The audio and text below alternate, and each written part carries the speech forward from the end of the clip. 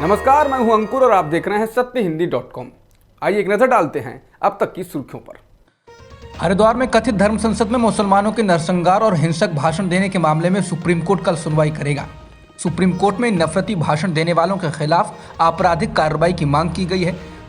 वरिष्ठ अधिवक्ता कपिल सिब्बल ने सीजेआई रमन्ना से अपील की थी और कहा था कि आपके हस्तक्षेप के बिना इसमें कार्रवाई नहीं होगी, जिसके बाद सीजेआई एनवी रमन्ना ने मामले को सुनने की हामी भरी थी। एनसीपी अध्यक्ष शरद पवार ने संकेत दिए हैं कि ममता के रुख में कांग्रेस को लेकर बदलाव आ रहा है। शरद पवार ने कहा है कि गोवा में वो ममता और कांग्रेस के साथ मिलकर चुनाव लड़ सकते हैं।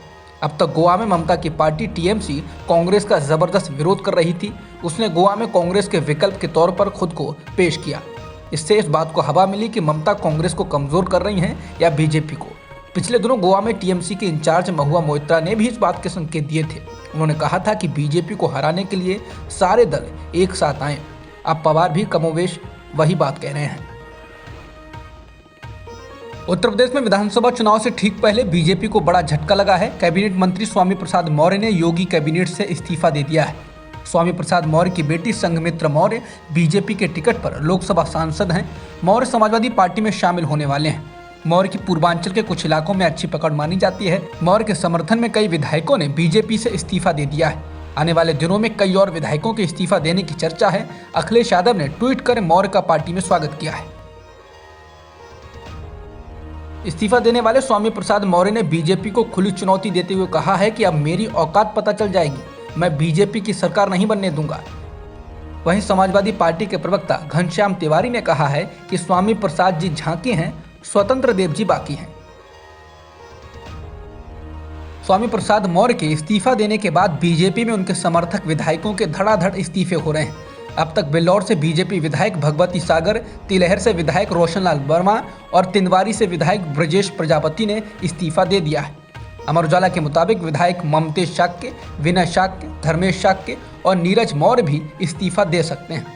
इसे इस तरह भी देखा जा सकता है कि ओबीसी वर्ग के कई विधायक बीजेपी छोड़कर जा रहे हैं। ये निश्चित रूप से 45% ओबीसी आबादी वाले राज्य में बीजेपी के लिए एक बड़ा झटका है। इसके अलावा यूपी श्रम बोर्ड के सदस्य रजनीकांत मौर्य सहित बोर्ड के कई और सदस्यों ने भी इस्तीफा दे दिया है।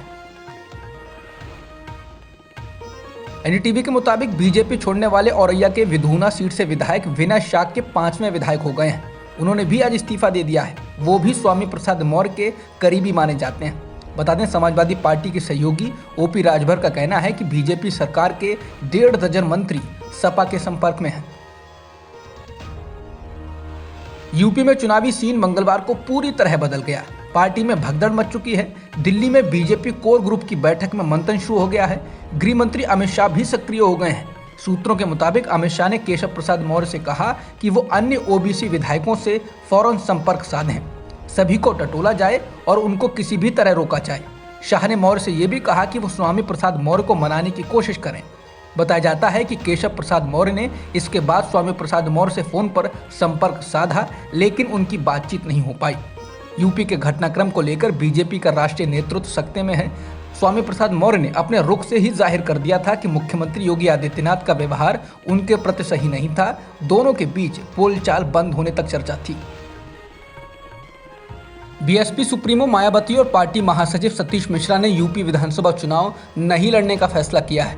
ये घोषणा खुद सतीश मिश्रा ने आज की है। सतीश मिश्रा ने आज कहा कि बीएसपी सभी विधानसभा सीटों पर चुनाव लड़ेगी और किसी भी दल से गठबंधन नहीं करेगी। सतीश मिश्रा की इस घोषणा के साथ ही असदुद्दीन ओवैसी की पार्टी एआईएमएम से गठबंधन को लेकर चल रही चर्चा पर भी विराम लग गया है।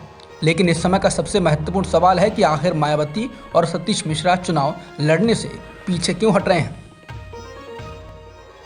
बीजेपी के घर घर प्रचार अभियान से क्या कोरोना फैल रहा है? कांग्रेस के एमएलसी दीपक सिंह ने मुख्य चुनाव आयुक्त को पत्र लिखकर इसे रोकने का आग्रह किया है। बीजेपी ने कल से अपना यह अभियान शुरू किया था। चुनाव आयोग ने कोरोना के मद्देनजर रैलियों और चुनाव प्रचार अभियान पर रोक लगा रखी है। इसके मद्देनजर बीजेपी नेता अब व्यक्तिगत रूप से लोगों के घर घर जाकर प्रचार अभियान चला रहे हैं। बीजेपी नेताओं ने खुद फोटो जारी करके ये बात कही। इनमें वो नेता भी हैं जो खुद कोरोना संक्रमित हैं, इसके बावजूद प्रचार अभियान चला रहे हैं। कांग्रेस का ऐतराज इसी पर है। कांग्रेस के एमएलसी दीपक सिंह ने मुख्य चुनाव आयुक्त को लिखा है कि कल लखनऊ में बीजेपी चुनाव समिति की बैठक हुई। उसमें बीजेपी के यूपी प्रभारी राधा मोहन सिंह भी शामिल हुए। बैठक के बाद वो कोरोना पॉजिटिव हो गए। इसके बावजूद उन्होंने घर घर जाने का प्रचार अभियान शुरू कर दिया। दीपक सिंह ने लिखा है कि उसी बैठक में 24 लोग शामिल थे, सभी कोरोना पॉजिटिव हैं। ऐसे में वो सारे लोग कैसे प्रचार अभियान चला सकते हैं। राष्ट्रीय राजधानी दिल्ली में पिछले 24 घंटों में 21,259 नए मामले सामने आए हैं। इस दौरान 23 मौतें हुई हैं। दिल्ली में अब सक्रिय मामले बढ़कर 74,881 हो गए हैं। पॉजिटिविटी दर बढ़कर 25.65% हो गई है। वहीं उत्तर प्रदेश सरकार ने सोमवार को सरकारी और निजी कार्यालयों में कर्मचारियों की उपस्थिति को 50% तक सीमित कर दिया है।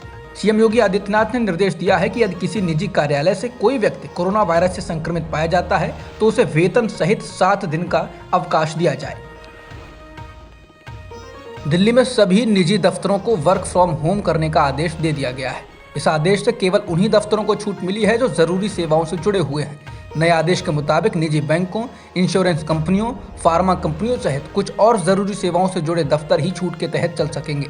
इससे पहले दिल्ली में सभी रेस्तरां, बार बंद कर दिए गए हैं। सिर्फ टेक अवे की सुविधा को ही मंजूरी देने का ऐलान किया गया। समाचार एजेंसी एएनआई के मुताबिक जानी मानी गायिका लता मंगेशकर कोरोना से संक्रमित हो गई हैं, जिसके बाद उनको अस्पताल में भर्ती कराया गया है। समाचार एजेंसी का कहना है कि लता मंगेशकर की भतीजी रचना ने उनको इस बात की पुष्टि की है। अब तक की खबरों में इतना ही। बाकी खबरों के लिए बने रहिए सत्यहिंदी.com के साथ। सत्य हिंदी का ऐप डाउनलोड करें गूगल प्ले स्टोर पर।